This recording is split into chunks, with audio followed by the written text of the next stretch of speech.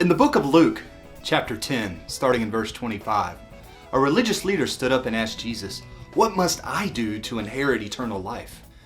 Jesus responded, "What does the law of Moses say? How do you read it?"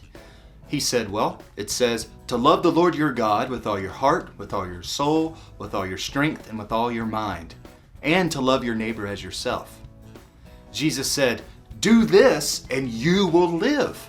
The religious man wanted to justify his actions, so he asked Jesus, "Well, who's my neighbor?" This is when Jesus went into one of the most famous stories in the New Testament, the Good Samaritan.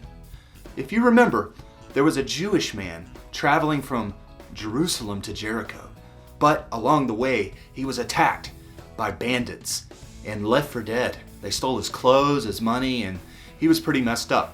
Well, a little while later, as he was lying there, a priest walked by.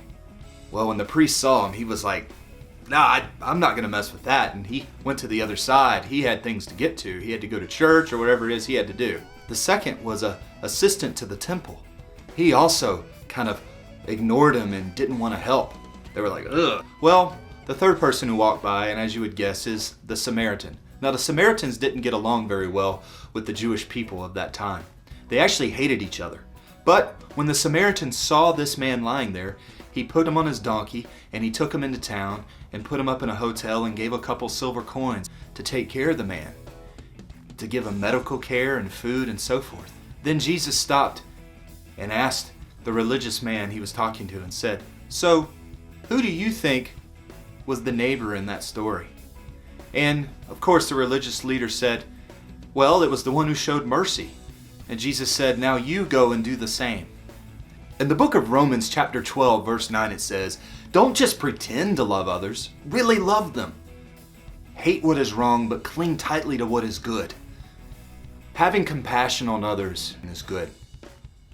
The greatest commandments, to love the Lord your God with all your heart, with all your soul, with all your mind, with all your strength, and to love your neighbor as yourself. I mean, the Good Samaritan really showed compassion and love to that Jewish man who was hurt.